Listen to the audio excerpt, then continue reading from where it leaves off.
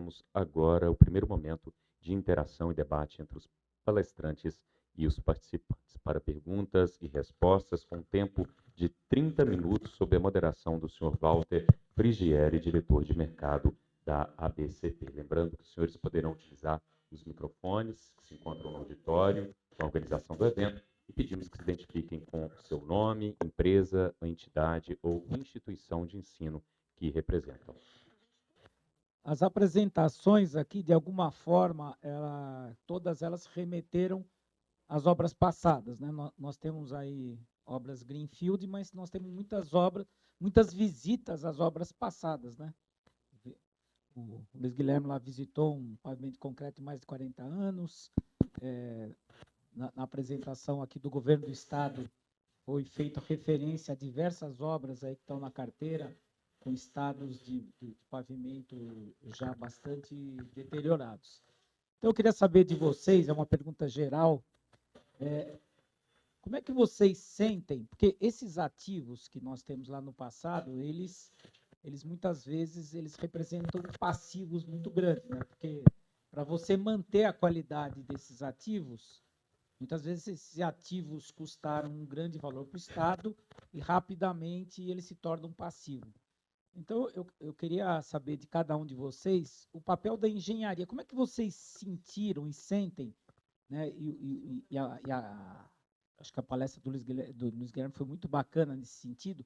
O papel da engenharia nisso, né? Como é que era no passado, que gerou esse conjunto de ativos, digamos assim, que se deterioraram talvez mais rapidamente do que a gente gostaria, da realidade hoje, não só do ponto de vista do órgão, mas também do ponto de vista do mercado, né?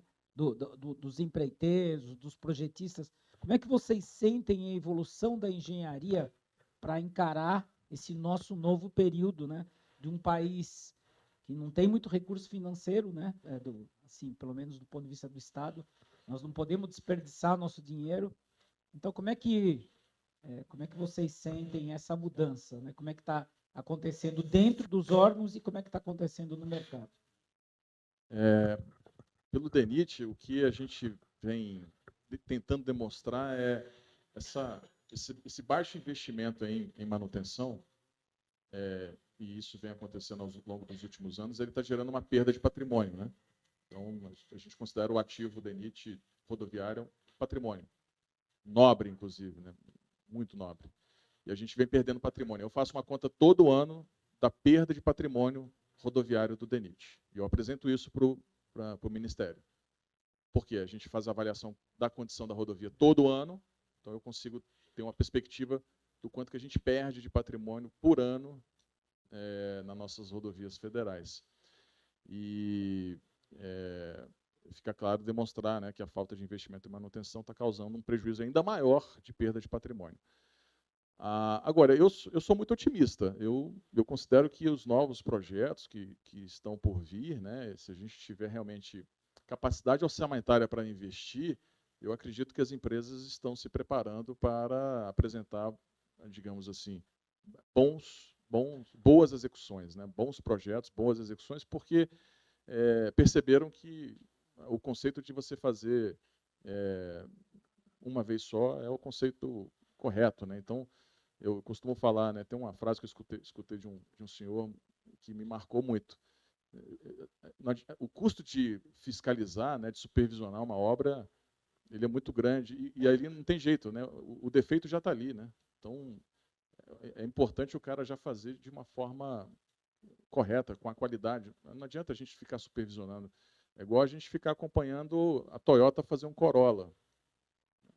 Eu não tenho essa desconfiança. Né? Eu sei que o Corolla não vai estragar, porque a Toyota tem um controle de qualidade, né, muito bom. Então, eu acredito muito nisso, né, da gente acreditar que a empresa vai ter o seu próprio controle de qualidade, que vai já fazer a qualidade necessária e não precisaria estar ali supervisionando o cara, né, para fazer.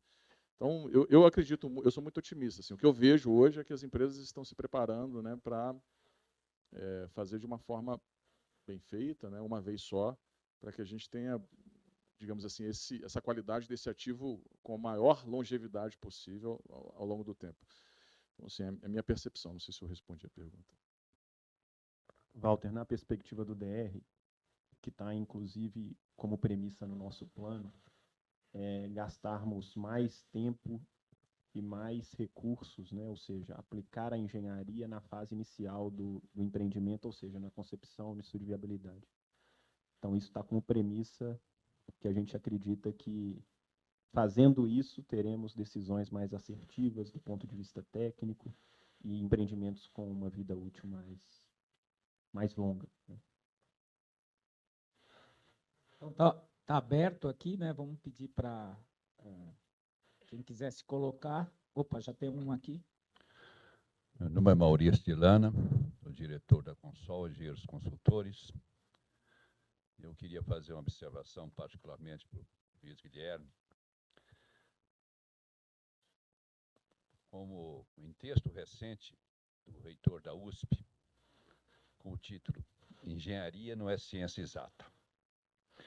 Principalmente quando tratamos dos serviços do nosso ramo de atividade, em que nós temos a origem dos materiais que variam em função da natureza, da forma de exploração.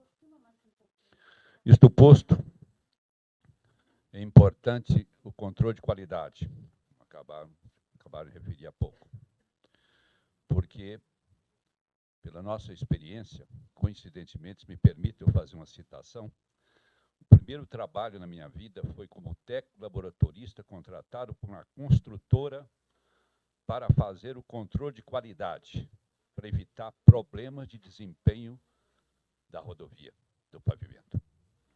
Então, o controle de qualidade é essencial. Meu porquê, quando nós estamos trabalhando no controle de qualidade junto a uma construtora, a interlocução possibilita evitar problemas. As dúvidas surgem, são discutidas e são buscadas soluções. Esse é o primeiro aspecto. O segundo aspecto que eu queria dizer sobre o RDCI. Sem dúvida que nós, nos últimos tempos, como consultores, temos trabalhado predominantemente em parceria com construtores. Mas eu chamo a atenção para um problema, por uma questão, melhor dizendo, em função de problemas que vivenciamos e testemunhamos em todo o país. A licitação sem um anteprojeto, sem estudos prévios, sem projeto básico, só com anteprojeto. Ao chegar no campo, a realidade é outra, e isso traz dificuldade para o projetista, para o contratado, construtor, e, evidentemente, para a fiscalização do órgão público, na medida que tem que admitir que houve uma falha na contratação. Então, é imprescindível, na minha visão, que tenha que se ter, não necessariamente o projeto executivo em detalhe, mas os estudos de campo completos para evitar surpresas. Essa é a minha colocação. Muito obrigado. Bom, obrigado, Maurício, pela ponto, porque o DENIT tem um aprendizado muito grande nesse sentido. Quando o RDCI foi implementado no DENIT, ele veio muito... Não sei se vocês perceberam, mas na época do PAC, a gente tinha muito dinheiro e poucos projetos. Muito orçamento e pouco projeto. O RDCI veio nesse momento. Vamos tentar licitar rapidamente com o anteprojeto. E aí esse anteprojeto, entre aspas, às vezes não era nada, como o doutor Maurício falou. E a gente apanhou muito. Ainda apanha. Apanhamos muito e ainda apanhamos. Ainda vocês mesmos são realidade de um projeto que vocês estão no RDCI, que o anteprojeto não era nada, né? E vocês sabem o quanto vocês estão apanhando, e a gente por tabela também, né? Então, é uma experiência de insucesso, vamos colocar assim, quando a gente tem um RDCI com um mau anteprojeto. E por isso, eu vim da construção, né? Agora estou no projeto, eu tomei por mim em não contratar mais anteprojetos. Eu contrato básico executivo. Então, todas as minhas licitações, desde 2019, é projeto básico executivo. Ah, mas você falou que você gosta do RDCI. Eu gosto do RDCI. Eu gosto. com um projeto, no mínimo, básico. Então, eu vou entregar o básico como uma proposta, mas o básico eu já estudei, estou no básico. Então, eu gosto da RDCI. Alguns projetos eu não gosto de RDCI, como o projeto de restauração de pavimento. Eu não gosto de RDCI. É minha opinião particular. Eu não faço, anteprojeto, não faço RDCI de restauração. A gente sabe muito bem, né, Marco Antônio? Tá? Por vários motivos. Agora, grandes implementações, grandes projetos, eu acho a RDCI uma boa solução. Porque essa questão de distância de transporte, jazida, né, que a gente sempre sofre. Mudou a jazida de A para B, mudou a distância de transporte de A para C. Isso a gente não entra mais no mérito, no RDCI. Né? É risco do cara. Né? Então, isso para mim é uma boa engenharia. Né? Se ele achar mais perto, parabéns para ele. Se ele achar mais longe, está no risco. Mas coaduno completamente com o seu posicionamento e além disso, né, eu também parei de contratar projeto com leilão. Meu projeto agora é preço fechado. O cara deu um preço só, se ganhou, ganhou. Não ganhou, paciência. Mas eu parei de fazer leilão de projetos. Contrato de consultoria, né? Parei de fazer leilão. Não faço mais. E até então estou feliz com os resultados. Bom, Luiz, só uma complemento aqui. A nova lei de licitações, inclusive, permite as duas modalidades, integrada e a semi-integrada. Temos a opção de fazer com o anteprojeto ou projeto básico, que é o mais recomendável, porque a faixa de variação de risco ali é bem menor. Né? Então... Bom, Marco Antônio Consol. Eu vou voltar para o pavimento rígido, porque nós fizemos um projeto de white topping lá em Santa Catarina, lá no Paraná, junto com o Gilblin. E a primeira questão que veio à tona foi o seguinte: problema da superlargura em curva. Nós hoje temos caminhões de 30 metros. Nós não podemos usar, hoje, pegar uma rodovia sem, como a lá do Paraná, que não tinha superlargura, e fazer um pavimento rígido, sem considerar a superlargura. Nós não descobrimos como fazer esse problema da superlargura em pavimentos rígidos com essas acavadoras eletrônicas, que ela, de forma deslizante. Como que é o procedimento para fazer isso? Isso é que eu gostaria de saber. Esse problema de superlargura em pavimento rígido. Essa é uma boa pergunta. Eu acredito até que a gente teve esse problema também em Santa Catarina, na 63, a Torque também está fazendo esse projeto de white topping lá. Fez o projeto, né? Já está fazendo a obra. Eu acho que tem que fazer um tratamento de antes geométrico mesmo, né? Eu acho que você tem que corrigir a geometria da sua pista para que você consiga ter o espaço suficiente para fazer o projeto do pavimento com a largura necessária, né?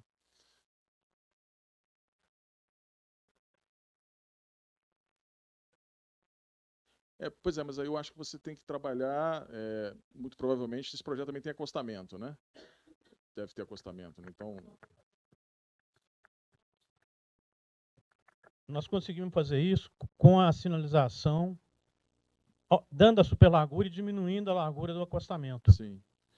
E também, como você falou do problema da junta longitudinal, acabando a junta longitudinal entre a faixa de rolamento e o acostamento, facilita isso também. Tem que tomar cuidado que a junta longitudinal que eu estava comentando é só sobre a faixa de segurança, não o acostamento. Porque do acostamento a gente considera que é importante ter a junta longitudinal. Às vezes o acostamento é muito largo. Mas a faixa de segurança, que geralmente lá, em alguns projetos nossos, era 80 centímetros, talvez essa a gente consiga... Porque a minha preocupação é a seguinte: você numa pista, essa rodovia que foi feita lá, o white top, é pista simples. Então a superlargura é essencial. Então você vai ter que fazer essa superlargura na sinalização, passando por cima da junta longitudinal. Porque a máquina não faz essa alteração de largura da placa. Sim. Correto? Isso é um problema. Aí talvez, estou pensando alto aqui, mas pensar em trabalhar, às vezes, um pouco com o wide lane, né? Botar umas placas um pouco mais largas e empurrar a junta longitudinal um pouco mais para o externo, né? Diminuir talvez a largura. Porque essa questão da junta ser 3,60, né? A largura ali certinho, por que a gente não pode aumentar um pouquinho o tamanho dessa placa? Às vezes o concreto aguenta, né? Suporta isso. Frederico, vou responder já. Tráfego com N de 8 vezes 10 a sétima para cima, para nós, depende de cada caso, obviamente, né? Porque depende da região onde a gente está fazendo o projeto. Mas todos os novos projetos que nós estamos vendo, não tem como fazer hoje com asfalto. Está sendo tudo com rígido. Porque está muito diferente o preço, né, de aquisição do ligante. Tá muito impactante. Então, tráfego aí, a gente fez aí alguns projetos 10 a oitava, 10 a oitava todos. Né? Todos. E além disso, quando a gente faz a comparação não só do CAPEX, né, do investimento, mas também no comparativo da manutenção, obviamente a gente também tem que tomar cuidado, né, porque às vezes o pessoal faz a comparação que não é arrazoada. Né? Se o pessoal fala, o pavimento flexível, 10 anos.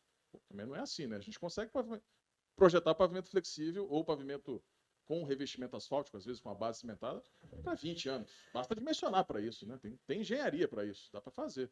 Então, tem que comparar alhos com alhos, né? Não alhos com bugalhos. Então, mas mesmo assim, a gente comparando a fase operacional, está difícil de implementar um pavimento com revestimento asfáltico hoje em dia. Não, junto ao acostamento, vai ficar uma placa absurdamente grande, não faz sentido.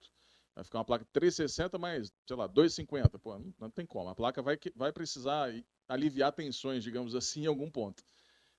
Agora, da junta da faixa de segurança, a gente está fazendo ainda simulações com Abacus, é um programa de elementos finitos, que aceita você colocar lá a variação térmica e ele vai, digamos assim, apresentar para a gente a variação de tensões e ali você vai ver se a tensão supera a resistência à tração do concreto. É isso que a junta, né? Então, os resultados têm sido positivos.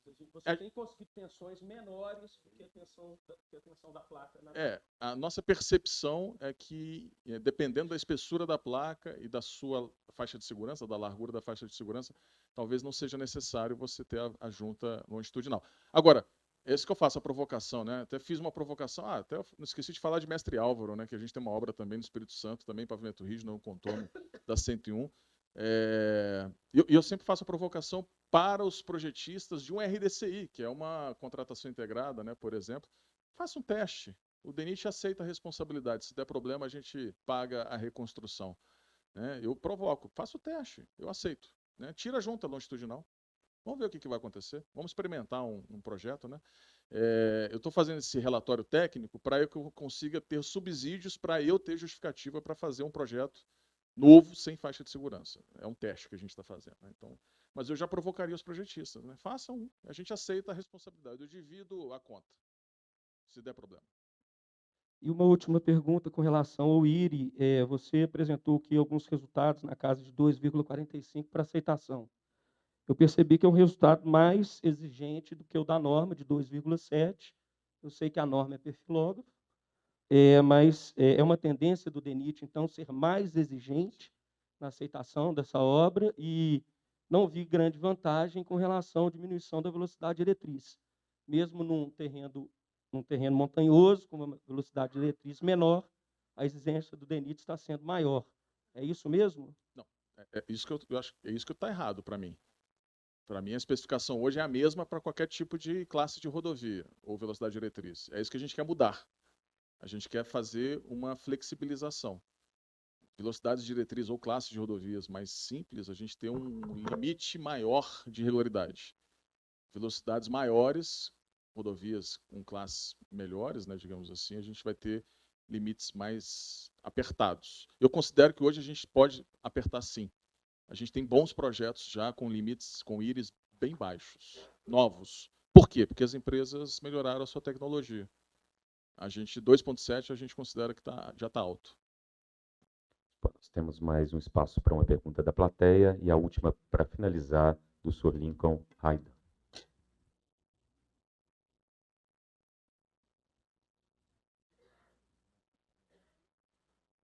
Bom dia, né? Eu queria só fazer um comentário. Meu nome é Rubens Pedrosa.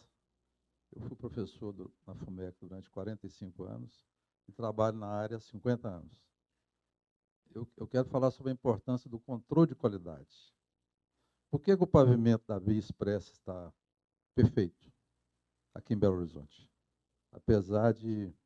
Nós não temos no Brasil o hábito de fazer manutenção.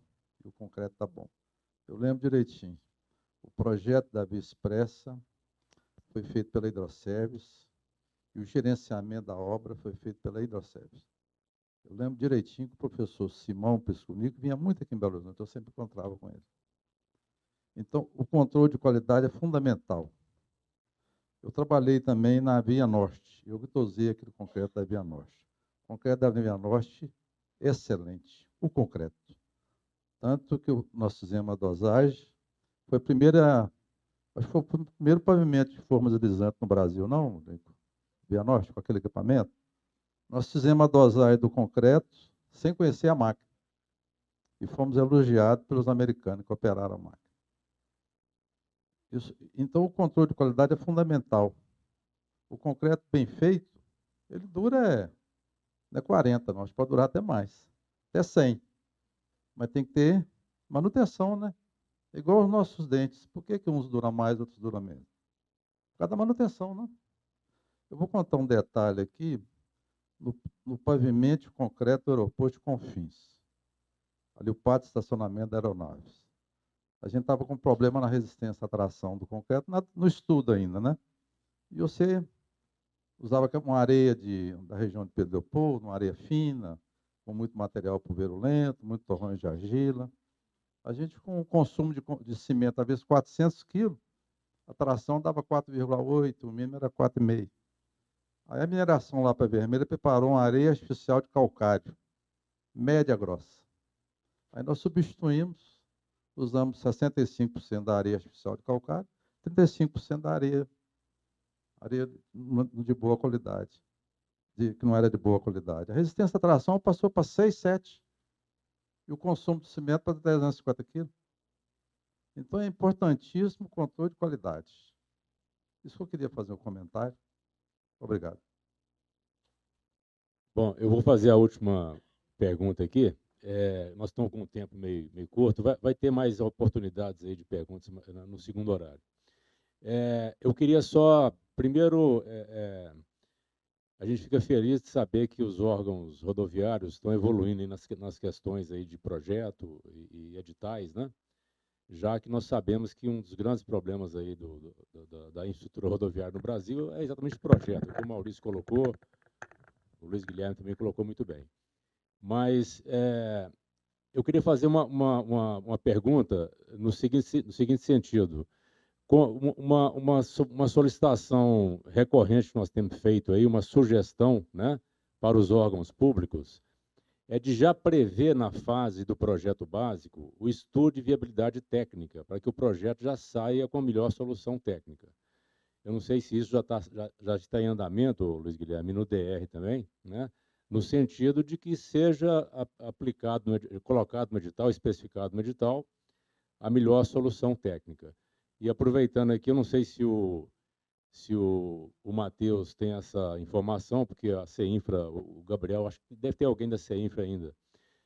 A gente tem visto aí que foi ampliado o contrato da 135, da Eco-Rodovias, com o contorno de Montes Claros, me parece que são em torno de 20 quilômetros. Se teria possibilidade, Matheus, talvez a CEINFRA, de a gente fazer um estudo de viabilidade para esse contorno de Montes Claros.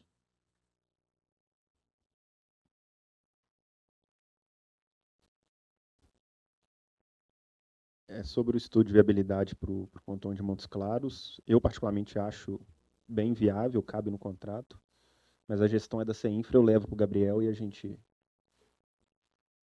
Sobre o estudo de viabilidade, os projetos que eu estou fazendo, claro, a gente tem um estudo de viabilidade anterior, mas é um estudo de viabilidade com informações bem macro, né? Mas os projetos que nós estamos fazendo, nós exigimos do projetista fazer alguns exercícios, né? Dimensionamentos para 10, 15, 20, 25 anos. Nesse exercício, ele começa a entender as soluções. Aí ele começa a falar assim, pô, se eu dimensionar para 20, 25, 30, aí já começa a fazer sentido, talvez, fazer o rígido.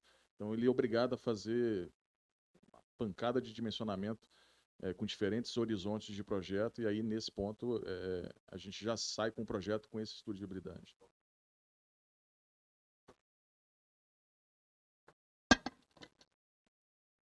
Bom, nós reiteramos nossos agradecimentos ao palestrante, agradecemos também a todos os integrantes do dispositivo. Vamos dar agora sequência aos trabalhos, convidando para ocuparem seus assentos na plateia, por gentileza. Nós agradecemos o palestrante, o senhor Paulo Rezende, que permanecerá conosco à frente. Convidamos o senhor Marcos Dutra, o senhor Marcílio Augusto Neves, nossos palestrantes anteriores, e para mediar os debates, nós convidamos o senhor Walter Frigieri, diretor de mercado da ABCP. Face ao andar da hora, nós teremos aqui agora 15 minutos para os debates. Nós pedimos aos senhores objetividade na formulação de suas perguntas, por gentileza.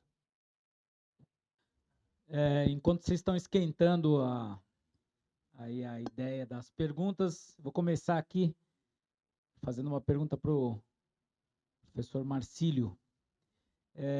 Nós temos entrado em contato com as concessionárias e a gente sente ali nas concessionárias sempre uma reflexão a mais para o uso do pavimento de concreto.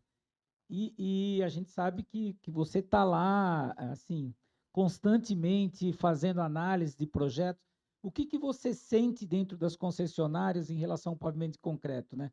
Ainda existe aquela visão, né? Até 2 anos atrás, a gente sempre, alguém referenciando uma obra que não deu certo, né? Como é que você sente o ambiente hoje nas concessionárias? Perfeito, boa colocação. Eu comecei esse trabalho de pavimento de concreto, né? Esse caso aí que vai ser mostrado à tarde, foi falado muito da BR-163, Mato Grosso, projeto de conversão, e depois disso, realmente, começamos um trabalho junto às concessionárias, até junto com a Lidiane, da Votorantim.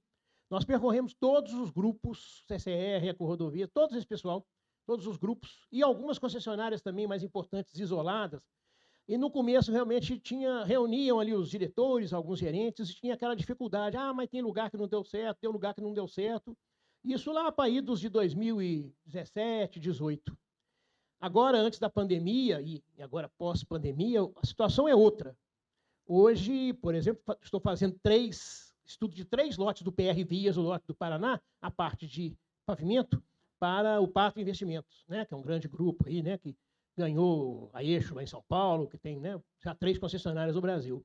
O Pátria hoje já pede, no termo de referência do estudo, né, na verdade, inclusive, eles contratam 2 projetos de pavimento. Uma firma grande, Sistra, e contratam eu e mais alguém de tráfego para fazer o tráfego, né, para fazer o espelho, né, fazer um estudo menor para conferir o do outro.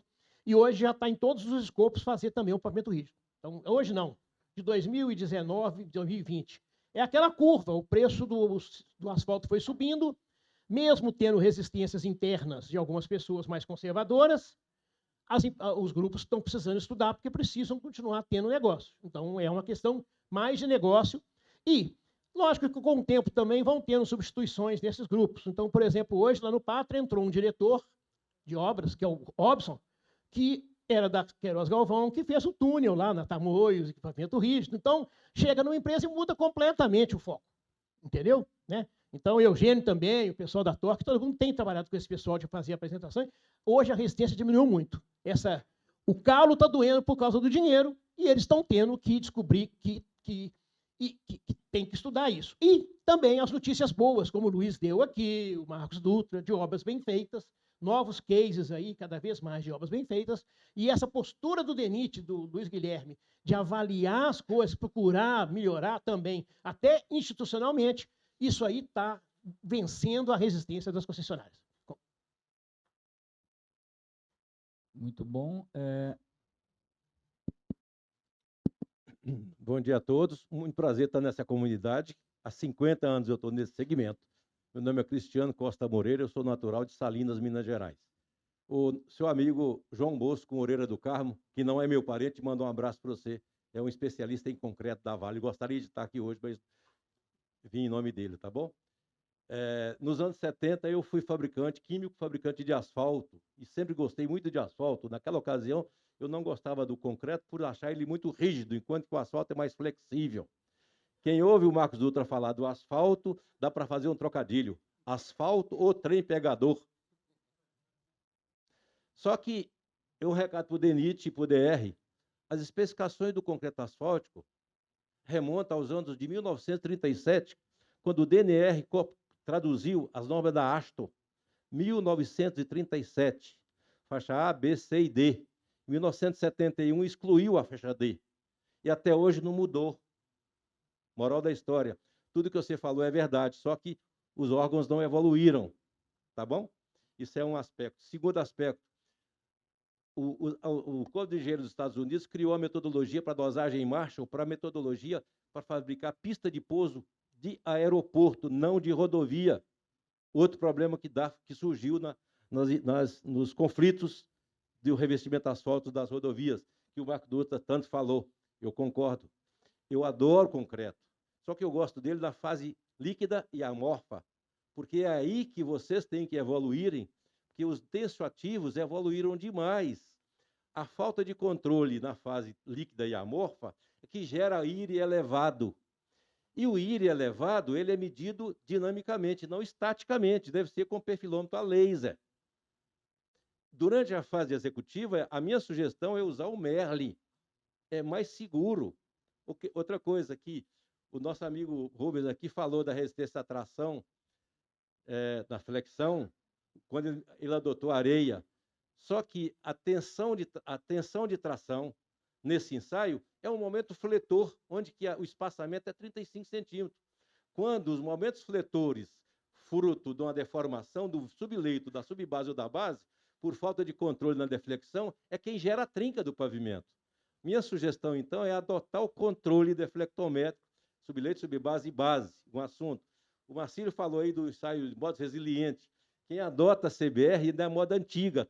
O Marcílio está atualizado a adotar valores de modos resilientes para fazer base, subbase e revestimento de concreto. Outra coisa, eu ainda complemento, não usar materiais in natura para fazer base ou subbase de concreto. Tem que ser como ligante, para aumentar a coesão. Esse é meu comentário. Não é uma pergunta, isso é um comentário. Então eu vou emendar com uma pergunta para a gente otimizar o tempo aqui. O Luiz Guilherme comentou a BR-101 e a BCP teve muito presente na BR-101, né? Então eu queria que você que esteve lá, né, e o Jublin estava no dia a dia lá pode complementar à tarde, como é que foi esse trabalho? Porque, veja, foi feita pelo Exército, que não tinha treinamento nenhum, nunca tinha feito. Como é que foi na prática isso? Você compartilhar um pouco da experiência e como é que a BCP ajudou, né, enfim, a execução da obra? Bom, a BR-101 realmente, a BCP fez um convênio com o Exército Brasileiro, no sentido de dar apoio à parte de execução, controle de obra, através de treinamento, análise de materiais, tecnologia do concreto, procedimentos de execução, acompanhamento de execução. A BCP fez um grande trabalho nesse ponto, o Jublin tem uma participação muito grande nesse apoio, mas também as questões de projeto na BR-101, o que o Luiz Guilherme comentou sobre o asfalto no acostamento. Isso aí foi uma questão que nós fomos voto vencido. Nossa opinião já era ter definido o pavimento de concreto desde o início, mas não tivemos sucesso. Isso foi alterado, foi demonstrado cabalmente que não é uma tecnologia, uma concepção adequada de projeto em função do nosso tráfego, porque o nosso tráfego ele é muito, muito pesado. Nós trabalhamos com PBT de 70 toneladas, 80 toneladas. Então, isso significa que o dano causado é muito grande, principalmente na interface concreto-asfalto, porque o asfalto ele se deforma, o concreto não se deforma. Ele tem uma patologia chamada abertura, separação entre acostamento e o pavimento de concreto, penetra água, isso que é problema de drenagem. Na nossa visão, a drenagem ela é peça fundamental no desempenho do pavimento de concreto. O pavimento de concreto sem drenagem adequada, ele está fadado a ter sérios problemas. Então, nós tivemos vários problemas em obra associada à drenagem. Por isso, a nossa preocupação com o projeto de drenagem, O acostamento de concreto ele é fundamental. Na BR-101, todo o último segmento está sendo feito com acostamento de concreto. Na BR-163, por exemplo, aquele white top, quando foi implantado, nós adotamos o acostamento de concreto, refúgio de concreto, toda a estrutura de concreto. E isso permitiu resolver problemas sérios operacionais da BR-163. Teve época que durante a execução, a BR-163 teve que operar fazendo do acostamento uma terceira faixa. O tráfego teve que passar no acostamento. Então, o acostamento de concreto resistiu sem problema nenhum. Então, são questões importantes em termos de concepção de projeto e na BR-163 um grande aprendizado. Só um item rápido. Quanto ao acostamento, tem casos aí, eu presenciei, tem na Via Sul, a BR-386 lá no Rio Grande do Sul, que vai ser feito um segmento em pavimento de concreto, em alternativa ao projeto deles, já estava até começando a obra e pararam quando viram um estudo econômico alternativo, mas às vezes aperta muito no bolso e hoje tem casos que eles estão tendo que fazer um meio termo, que é fazer um pavimento de concreto até meio metro, por exemplo, um pouco mais, o acostamento, a primeira parte, tirar a junta da junta de pista, deixar ela para dentro do acostamento e o resto fazer em pavimento asfáltico. Quando você tem largura de 3 metros, dá para fazer 2,5 e meio. Já tem gente pensando nisso, eu ainda não vi obra executada, mas pensamento está tendo para buscar alternativa, para viabilizar o negócio. Tá? Estão estudando isso. Professor Paulo, fazer uma provocação aqui positiva, hein? Tem duas disciplinas na sociedade que elas estão mal posicionadas. Uma é a engenharia e outra é o planejamento. As duas estão desposicionadas e toda a sua fala nos remeteu ao potencial que juntar engenharia e planejamento, a importância que tem isso para o país. A gente sabe de todas as dificuldades do dinheiro, da política, enfim. A pergunta é simples. Você está otimista? Né? Nós vamos avançar nessa direção? Nós vamos capturar esse valor? Estou muito otimista, sim. Já tive mais pessimista. Mas eu estou muito otimista pelo fato de que nós temos uma grande oportunidade de deixar, Walter, para as gerações futuras aquilo que nós não recebemos. O meu otimismo mora aí. Numa certa fase da vida, você chega à conclusão que você não precisa mais mostrar para ninguém o seu valor, a não ser para quem vem depois. Num país como da herança que recebemos, é uma herança muito triste sob o ponto de vista da infraestrutura, pelas oportunidades que perdemos no passado. Portanto, pensando nas gerações futuras, o meu otimismo é muito grande. E o meu otimismo é muito grande num país como o Brasil, que se existe uma coisa que, se eles não atrapalharem, ela volta e com uma imensa força chamada demanda por transporte. Demanda. Demanda é o nosso futuro, é o nosso diferencial. E a tomada de decisão de um investidor se baseia em demanda e em planejamento de longo prazo com projetos bem feitos. O que eu vi aqui hoje são projetos bem feitos, uma mudança enorme. E o planejamento de longo prazo. O planejamento de longo prazo é uma quebra de cultura que nós vamos ter que ter. Porque o gestor brasileiro, privado e público, tem uma mania, não é uma mania, é uma cultura, a gente chama, é o modelo latino de decisão. Tudo que foi feito anteriormente não vale nada. Eu tenho que deixar a minha marca a partir de agora. Então, eu destruo tudo, eu coloco tudo nas prateleiras. É preciso que o Brasil tenha continuidade. É um modelo anglo-saxão, muito criticado por não ser muito flexível. Mas esse modelo anglo-saxão tem que vir para o Brasil. Planejamento de longo prazo tem que ser feito em cima da ciência, de dados, modelagem e coisa bem feita. Se assim o fizermos, eu tenho certeza que, juntado à demanda, nós vamos vender para o mundo a Divina Comédia. O inferno, que é se fazer coisa no Brasil, um purgatório para se manter o contrato, mas um paraíso em termos de demanda. Então, Deus salve Dante Alighieri. Prezados, bom dia, boa tarde já. Parabéns aí pelas apresentações e a ABCP pela organização do evento. Vou pegar um gancho seu sobre planejamento. É mais uma dúvida sobre dos projetos que foram apresentados e como o mercado está evoluindo atualmente, se vê um futuro brilhante aí para os pavimentos rígidos, né, em termos de demanda. Foi citado que hoje existem cerca de 30 vibroacabadoras e nós sabemos que, ademais das vibroacabadoras, a mão de obra é algo fundamental para poder executar isso.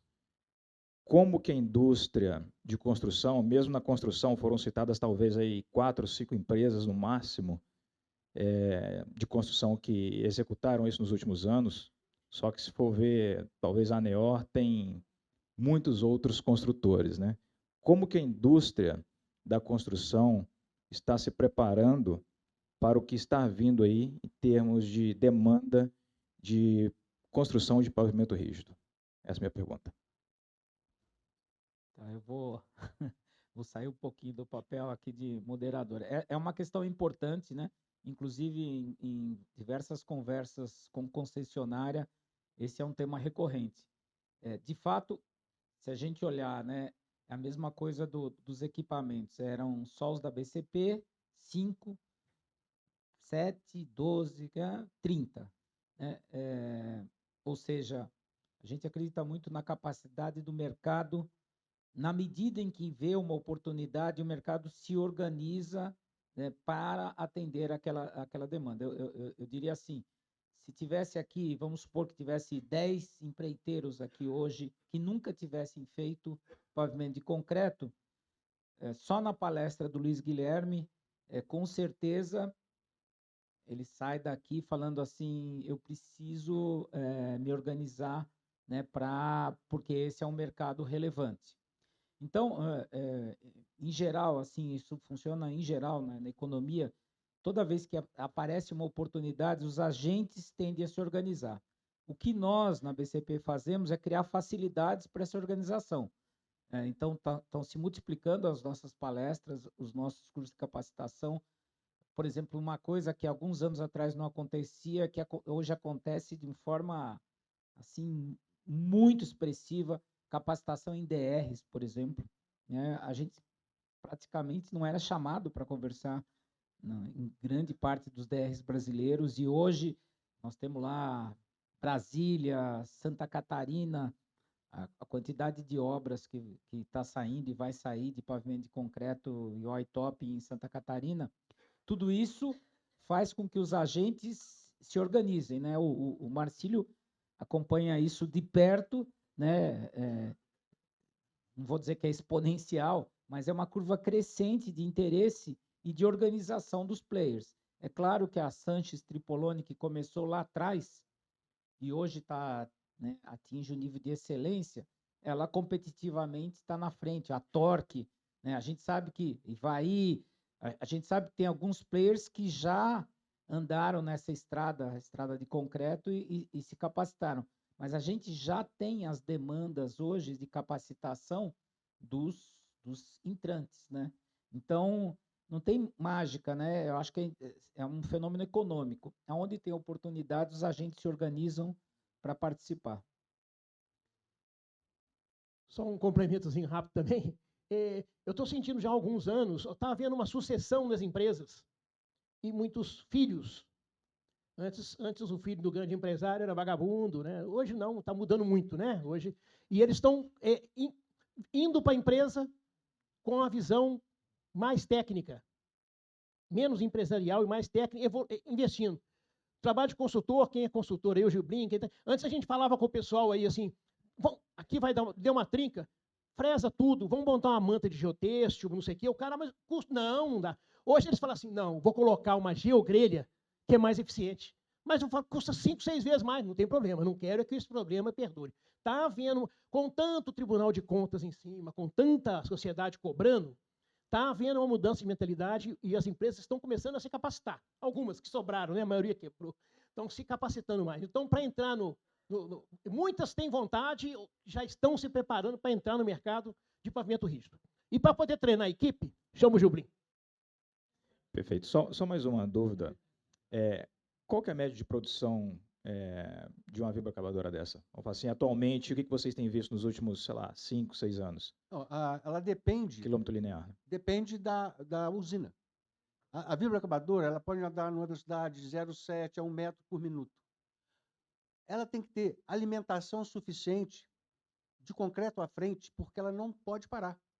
Então, a produção é função da produção da usina. Então, nós estamos produzindo usinas hoje que produzem 120, 150 metros cúbicos. Ainda tem casos que vai ser exposto 280 metros cúbicos por hora. Então, isso permite você executar, dependendo da largura, até 1 quilômetro por dia. Nos Estados Unidos tem o Clube da Milha, o pessoal que executa 1,6 quilômetros. Aqui no Brasil já tem situações de 1 quilômetro ou mais, até por dia. Tá? Então, é tudo dependendo da usina do concreto. E é importante que a usina tenha capacidade. Você não pode trabalhar com uma vibroacabadora com uma usina de 60 metros cúbicos. Não pode. Porque aquilo que eu falei, ela para, anda, isso não pode acontecer. Mas isso é tranquilo, tá bom? Meu nome é Maurício de Lana, na Consol. Eu queria fazer mais que uma pergunta, um comentário. Eu vim para esse evento na expectativa de uma visão técnica, mas a abordagem aqui foi muito mais ampla, particularmente do último expositor, o doutor Paulo Tarso. A importância da visão global. Nós que estamos na geração, eu que estou há mais de 50 anos trabalhando em projeto, eu vejo a importância, a relevância e a necessidade da nova tecnologia. Mas sinto, alguns momentos, nas discussões sobre soluções, a falta da visão ampla. Porque o especialista, evidentemente, ele tem o seu mérito, mas a visão ampla. Eu achei da sua exposição esse aspecto muito importante. A respeito, eu queria fazer um comentário, que eu fui o coordenador do estudo de viabilidade da duplicação da 381 Norte.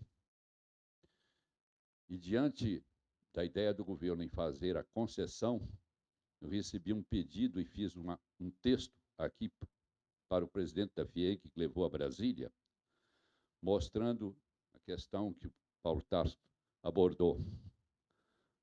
A condição econômica da região versus a tarifa do pedágio, onde temos uma indústria predominantemente de produção de aço e transporte de minério, em que um pedágio elevado cria um desequilíbrio.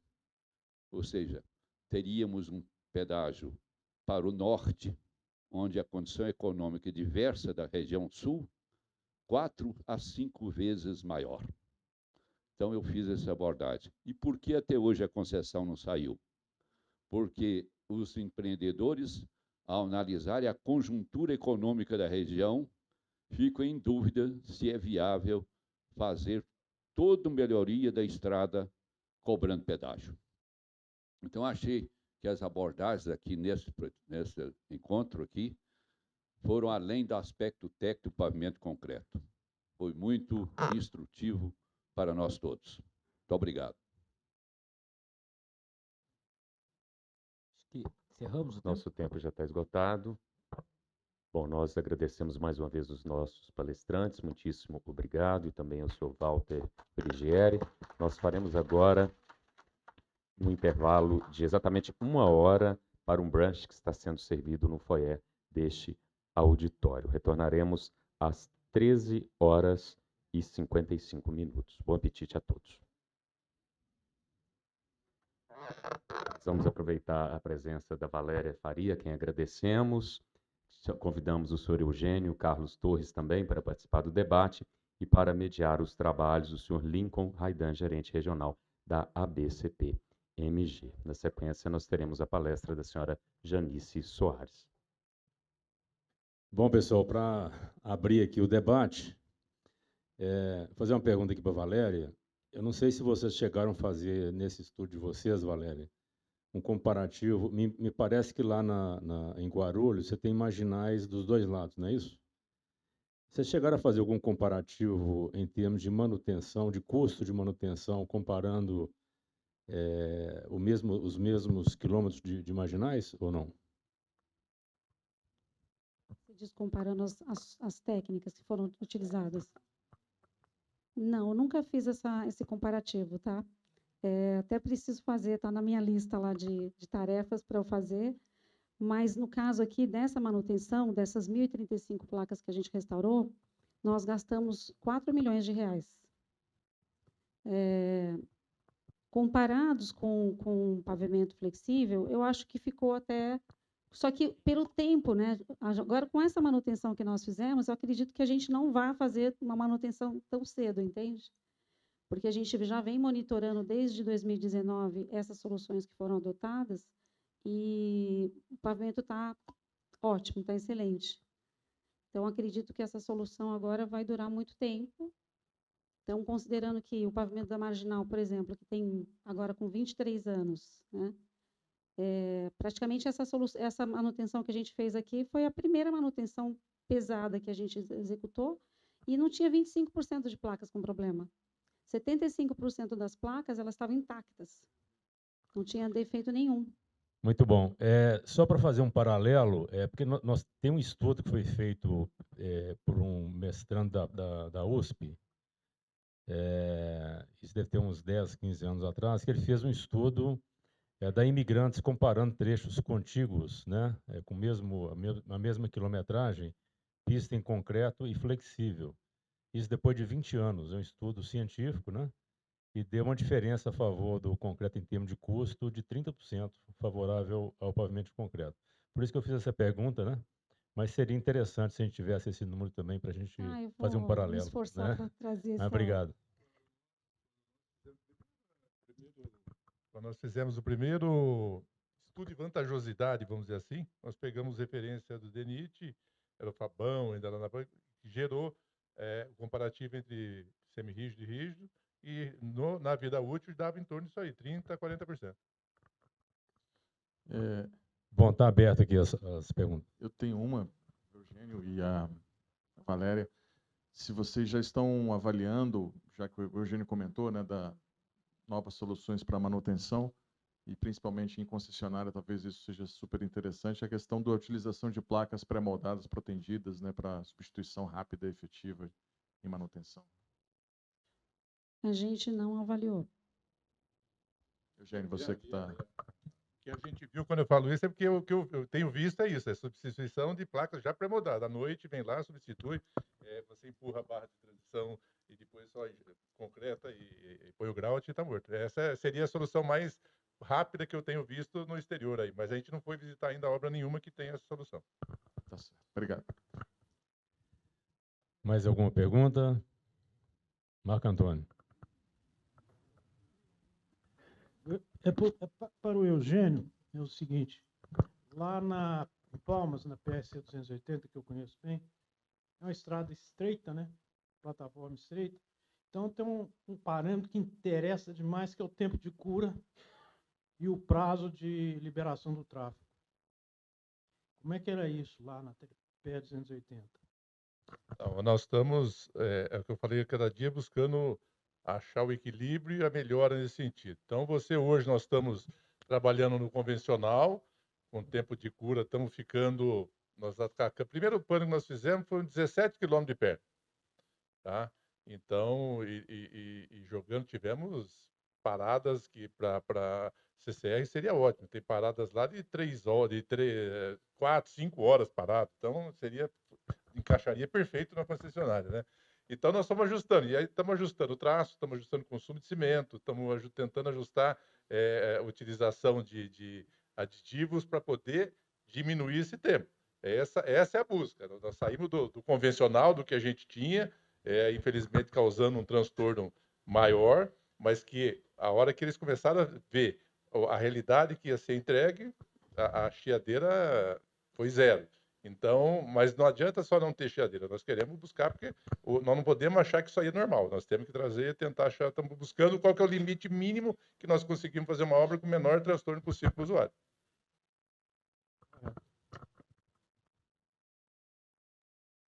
Minha pergunta é para a Valéria. Eu sou Danilo, trabalho na Dow Química. A gente produz selante de silicone para juntas de pavimento. E eu queria entender, do ponto de vista da CCR, qual que é a perspectiva de durabilidade do selante da junta? E qual tem sido a frequência de manutenção dessas juntas, do selante, né? No caso desse pavimento da Marginal, nós construímos em 1999, abrimos ao tráfego. Depois, em 2014, a gente fez alguns reparos, muito pouco. E agora, em 2019, praticamente, que a gente, depois de 20 anos, que a gente realmente fez uma manutenção, mas nem foi 100% ainda. Ainda tem selante original lá, em boas condições. Que não estava, nós substituímos agora. Respondendo a sua pergunta, se a gente for falar em termos de qual que é o nosso desejo, o maior possível, 20 anos. Marco Antônio, com relação à recuperação de placas também, de liberação ao tráfego, né? Existem tecnologias, né, aditivos, que você pode acelerar o início de pega do cimento concreto, né? E você agilizar essas recuperações também, né? Aqui na Praça 7, em Belo Horizonte, foi feito lá em 2003, 2004, liberou com 12 horas aquele pavimento lá, não sei se vocês acompanharam na época. Questão de tecnologia, né? Os tecnologistas estão aqui. O Luiz Gross participou da obra na época lá, né, Luiz? Então, é uma questão só de tecnologia do concreto, né? De você fazer o traço adequado para aquela recuperação e para aquela abertura, para aquela janela de abertura de tráfego, ok?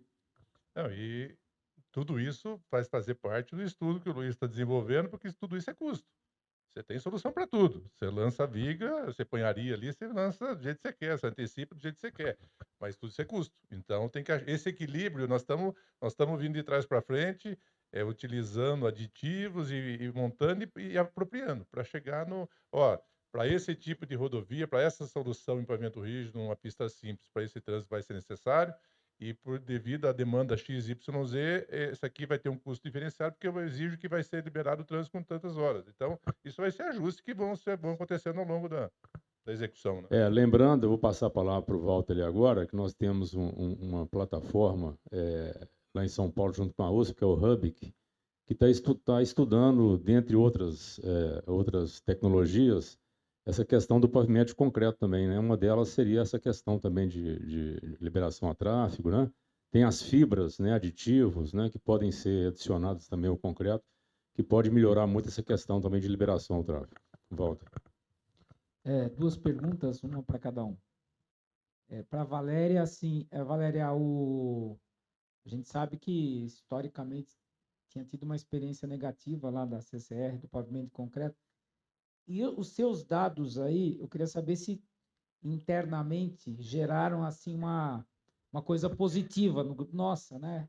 Realmente a gente tem um resultado bom. E até um pouco na linha do Luiz Guilherme, né? Me parece também um aprendizado do pavimento de concreto, né? De como é que libera mais rápido, como é que faz manutenção. E para você, você colocou uma questão que é um sonho, eu acho uma oportunidade, que é você assumir a obra, fazer a execução e já pegar o contrato de manutenção junto. Queria saber se você está encontrando eco em concessionária, né, para essa, que é internamente a gente sempre teve esse sonho, né, que alguém que, digamos assim, peite o risco, né, me dá todo o contrato, né, ao longo do ciclo de vida. Então, não, isso. Olha, existe um medo muito grande dentro da CCR, né, porque realmente o Rodoanel causou um trauma. Porque até acho que já comentei isso no ano passado, quando a gente fez uma outra apresentação, Em 7 anos do contrato de concessão do Rodoanel, foi consumido 100% do valor do plano de negócio de manutenção. E não mesmo gastando toda essa verba, o pavimento não aguentou. Então, a gente precisou colocar camadas asfálticas. Então, hoje o pavimento, né, ele já está com camada asfáltica. Então, assim, eu acho que a CCR está aberta. Ela tem conversado muito, inclusive com a Lidiane, tem feito bastante discussões. Mas eu acho que ainda ela está estudando todas as possibilidades. E tudo que a gente viu aqui hoje, e a gente fica muito feliz, né, de ver essas apresentações todas, esse avanço tecnológico, e eu sou porque eu gerenciei esses pavimentos durante 20 anos, eu acompanhei o desempenho desse pavimento, então eu vi o quanto ele foi benéfico para a concessionária. E se a gente tivesse, inclusive, feito outros quilômetros com essa técnica, teria sido vantajoso. Então, eu acredito que existe espaço, sim, para a CCR construir um pavimento de concreto. Eu acho que vai chegar um momento que ela vai construir, sim, mas ainda ela está discutindo, ela tá avaliando todos os pontos para depois tomar essa decisão. Mas eu acredito que nós estamos caminhando para isso. Assume o risco. Não, essa tratativa que ela comentou, realmente está tendo, e a capitaneada aí pela própria Lidiane, a gente tem conversado bastante, e ela tem sido o interlocutor das empresas, não só a gente, de tentar assumir essa responsabilidade. A gente não enquadra como um risco, é uma responsabilidade, porque nós, independente, nós vamos lá, fazemos uma obra, vamos embora e depois queremos ser contratados para fazer manutenção. Então, nada mais justo do que a gente, principalmente nesse momento de consolidação de voltar a usar o pavimento rígido e ter a credibilidade no pavimento rígido. Então, nada melhor de quem está fazendo o pavimento rígido assumir essa responsabilidade de garantir que já pré-estabelecer um compromisso de se fazer essa manutenção. Eu acho que é fundamental, principalmente nesse momento, de voltar a consolidar a cultura, fazer a CCR acreditar novamente em pavimento rígido. É nesse conceito que a gente... É exatamente isso. O conceito é transmitir... quando a gente pensou nisso, era dar essa tranquilidade que ela está querendo ter. Só curiosidade, né? A gente também começou uma linha aí há 2, 3 anos em pavimento urbano de concreto. Já estamos com mais de 500 cases no Brasil. E tem um que assume todo o risco, né? E ele já chegou a 15 cidades com esse modelo, né? Então, porque às vezes nessa percepção diferenciada de risco que existe entre dois, né, atores, surge uma oportunidade, né? Não, e você imagina se a CCR está com dúvida, imagina a prefeitura. Para assumir um risco e fazer um pavimento rígido, nossa, é muito complexo, né? Na verdade, também, hoje, a gente também está sofrendo com os pavimentos flexíveis, porque é muito insucesso também. Então, a gente tem que olhar para todas as alternativas. Assim como o Luiz Guilherme veio aqui, colocou várias possibilidades de construir o Paraná, agora Santa Catarina. Quer dizer, a gente não vai ficar para trás nessa, entende? Eu acho que a gente vai acabar acompanhando o mercado. E tem as problemáticas, como o Rafael colocou, né, hoje das empresas que existem disponíveis no mercado para executarem esse boom de obras que está vindo por aí. Então, todo mundo vai ter que se mexer, vai ter um movimento grande aí, uma transformação no mercado, com certeza. E eu acredito que a CCR, até porque o nosso desafio também é enorme, a gente tem, além de manutenção, a gente tem muita coisa para construir. Esse contrato novo da Rio SP prevê mais de 600 quilômetros de terceiras e quartas faixas, duplicação da BR-101. Então, é um contrato muito desafiador e a gente está estudando várias possibilidades, são várias pesquisas envolvidas nessas novas construções.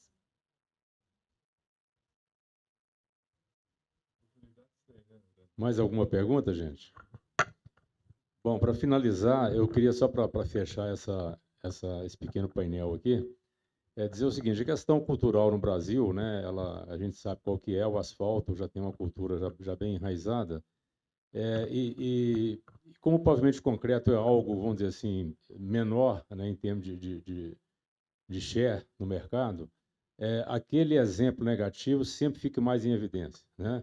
Nós não podemos esquecer que o Brasil é um país rodoviário e grande parte, mais de 95%, aí, acho que 98%, em asfalto, e nós temos muito problema também no pavimento flexível, muito problema, né?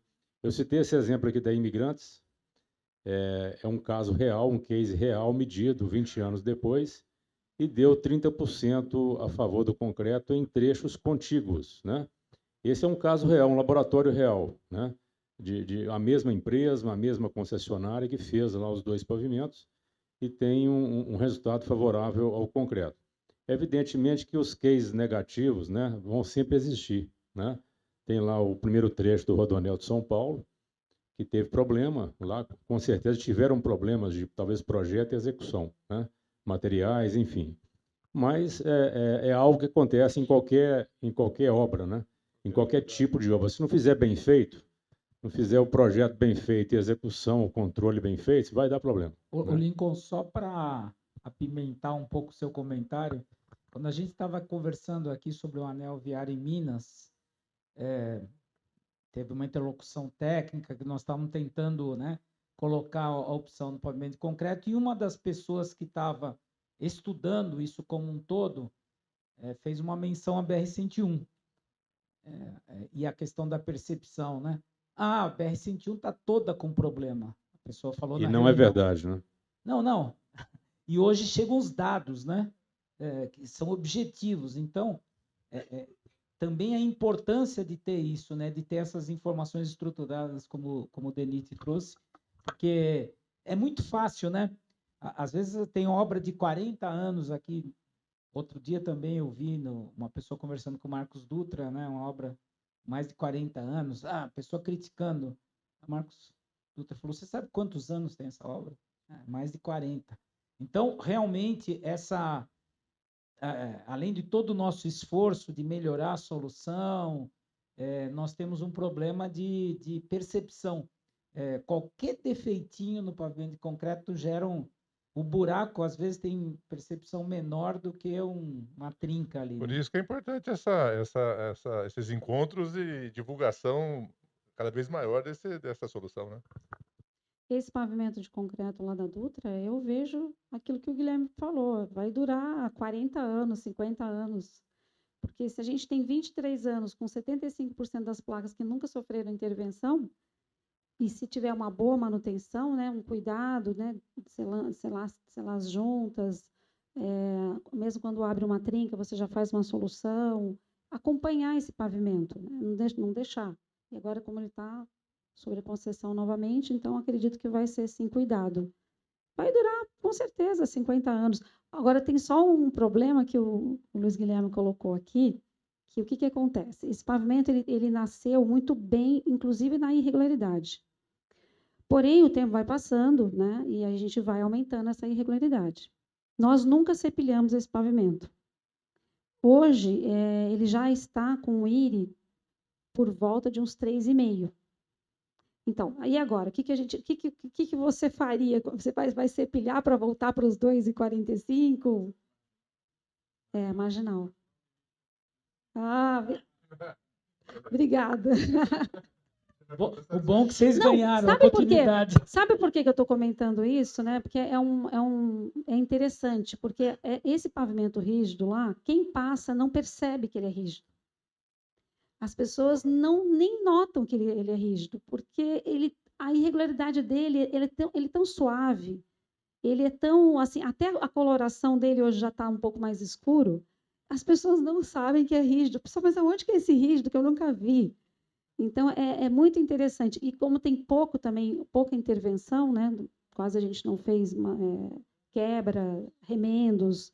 Então, é muito interessante. E eu fico pensando, se eu tivesse que atender os 2,7 hoje e fazer um cepilhamento, qual a vantagem que eu levo nisso? Eu vou reduzir a espessura. Esse pavimento nosso tem 24 centímetros de espessura. Se eu começo a aplicar a solução de cepilhamento, mas nesse ponto eu acho que a NTT é muito inteligente, porque ela nunca exigiu que a gente fizesse. Ela nunca cobrou que a gente fizesse esse cepilhamento. E eu acho muito inteligente, porque o próprio usuário não sente essa irregularidade. Então, assim, é um caso a ser mais estudado e até fazer um artigo, alguma coisa que realce, sabe, esse ponto desse pavimento e até que ponto vale a pena a gente aplicar uma solução para tirar isso. Ah, está com uma irregularidade assim, mas será que está afetando o usuário? Não, é 110 por hora.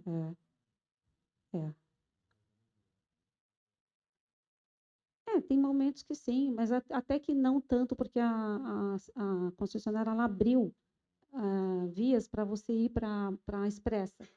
Então, hoje não congestiona tanto, sabe? E esse trecho também ela já não está tão próximo de São Paulo, né? Ele fica a uns 15 quilômetros de São Paulo. Então, já não tem uma velocidade um pouco maior. Enfim, é uma coisa para ser discutida, porque não é um pavimento mais novo, não é um pavimento de 0 anos. Ele tem 20 e poucos anos, com perspectiva de durar 40 anos. Mas se a gente começar a cepilhar, você não vai ter esse pavimento. Tá? Então, é uma coisa que tem que ser bem discutida. Eu acho assim, se tiver uma irregularidade absurda, cepilhamento é uma solução, mas com cuidado. Eu acho que precisa ter muito cuidado com isso. Fora que você também tira toda a junta do pavimento, né? Também tem esse problema. É melhor ter um íris lá um pouquinho mais alto do que ter buraco, né, Valéria? Acho que é bem melhor. E a gente às vezes esquece, gente, aqui nós temos uma concessão da 381 Sul, né, BH São Paulo. Você passa lá qualquer dia da semana, você vê fresagem na pista, né? Também é uma concessão de muitos anos, né? Isso é normal, é regra, né? Fresar lá 4, 5 e colocar mais 4, 5 de asfalto. Isso virou tão rotina que as pessoas não percebem esse tipo de intervenção, né? Mas ali é uma recuperação. Você está fresando, tirando lá a camada que está oxidada, né? Que está lá craqueada, para colocar um pavimento novo. Isso é custo. Quer dizer, essa conta, eu não sei se as empresas e as concessionárias estão fazendo essa conta, né? Ou seja, durante 20, 30 anos você ficar lá fresando e colocando 4, 5 centímetros é algo também que deve ser custo, não deve ser não, é um custo significativo, né? Bom, mais alguma pergunta, gente? Podemos encerrar então esse primeiro painel aqui. Espera aí. Desculpa.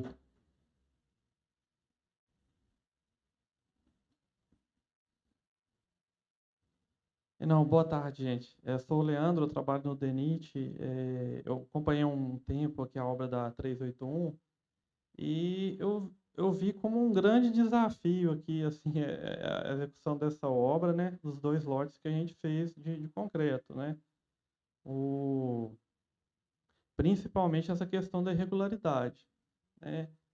Toda essa metodologia de execução, né, ela é bem complexa de se atingir assim, na prática. Ou a questão do abastecimento, por exemplo, de concreto numa rodovia cheia de desvio e com o tráfego alto como tem. É quase que impossível. Então, a máquina ela fica sujeita a ter muitas paradas, o trajeto muito sinuoso e com muitos aclives e declives. E parece que a própria regulagem da máquina, às vezes parecia até um negócio misterioso. As empresas tinham muita dificuldade, viam pessoas aí de outros lugares. Teve uma vez um boliviano, aí foi o cara que ajeitou a máquina, assim. Parece até um negócio meio misterioso, assim, como é que isso era feito, né?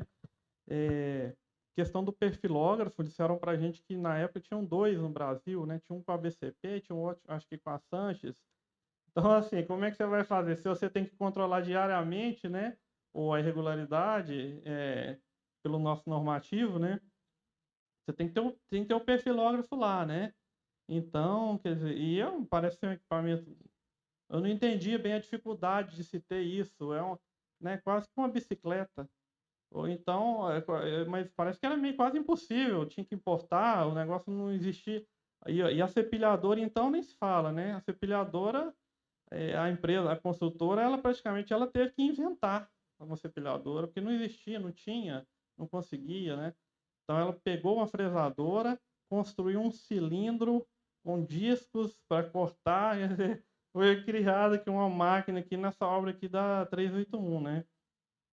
Então, assim, e a gente enfrentou muitas dificuldades né, vieram órgãos de controle, né, questionou essa questão da irregularidade que a NTT permitiu aqui, né, não foi permitido, então foi um sofrimento grande. Eu não sei se a 381 é um caso à parte, eu não sei se dentre as rodovias aí, se ela é diferenciada nesse ponto, porque a impressão que a gente ficou um certo momento assim que não foi uma experiência boa, assim, né? O concreto, assim, né? Nesses nossos segmentos, né? Da 381. Ou que a gente precisa se preparar mais, assim, se preparar muito mais e criar equipes assim muito mais especializadas, né, para fazer conforme os normativos, né, pedem, né? Leandro, seu nome? Isso. Leandro, eu vou deixar essa resposta. O Gilblinho vai fazer uma palestra para nós na sequência. Ele vai falar sobre essa questão de recuperação, né, de restauração. E ele participou dessa consultoria nessa obra também. Ele pode dar mais informações. Evidentemente, Leandro, que toda obra você tem que ter equipes e equipamentos adequados, né? Eu vou só parar por aqui, porque eu não aprofundei. Eu participei dessa obra também no começo, né? Ajudei lá o pessoal na questão de planejamento, né? De mobilização, e tivemos algumas vezes na obra. Me parece que o grande problema lá, de fato, era o equipamento original da empresa portuguesa. Eles trouxeram um equipamento muito antigo, reformado, e que realmente não estava conseguindo a qualidade requerida em projeto, né?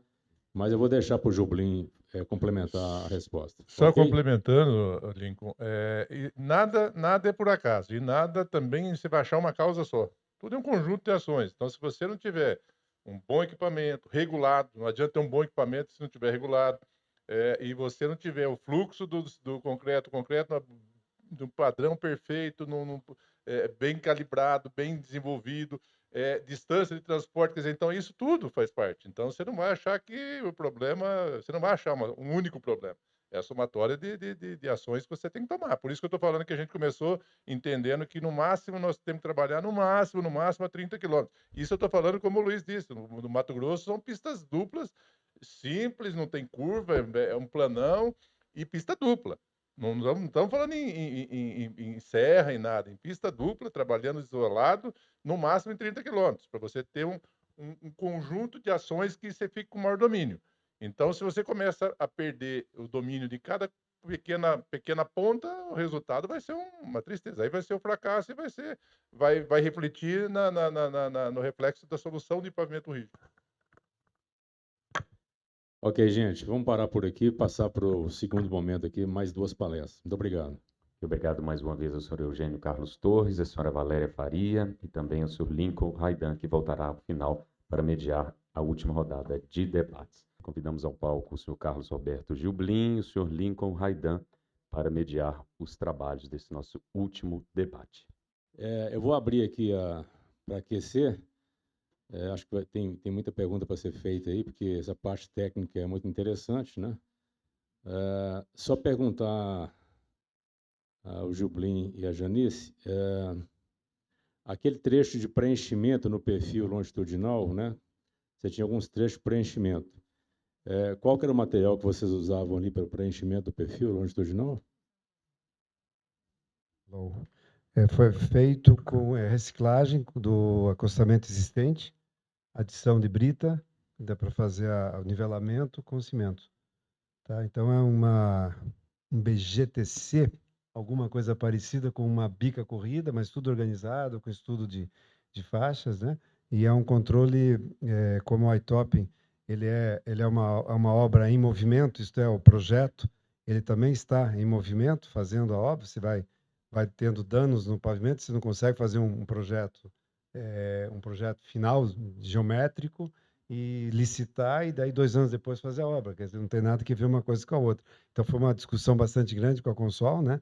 de que não, mas tem que fazer um projeto geométrico. Não, você pode fazer o que você quiser, mas nós vamos arrumar tudo na pista depois. Quer dizer, o processo é feito na frente da pavimentadora. A gente tem um momento para fazer isso. E o acostamento é a mesma coisa. Quer dizer, a gente vem, porque às vezes o tráfego vai para cima, para a gente poder liberar. Então, é um processo bem interessante de tempos e movimentos. Para a Sanches fazer esse projeto nesse nível de produtividade, é just time, quer dizer, o negócio ali é tudo muito bem controlado, senão vai faltar frente de serviço. Tá? Bom, eu vou emendar mais uma ou duas perguntas, depois eu abro para a plateia. Me parece, pela apresentação do Eugênio de vocês, que ali foi feita uma passada só entre a faixa e acostamento, ou foi em duas passadas? E outra pergunta, se foi feito uma vez só, depois foi feita uma serragem longitudinal, separando o acostamento? 6 metros, 3,5 de faixa, mais 2,5 de acostamento e junto ao mesmo tempo, né? Então foram duas faixas de 6 metros e o corte da junta longitudinal após o corte da junta transversal. Priorizado o corte transversal, depois o longitudinal. Ok. Alguma pergunta aí, gente? Luiz Grossi ali. Não, tem um microfone aí, tá você.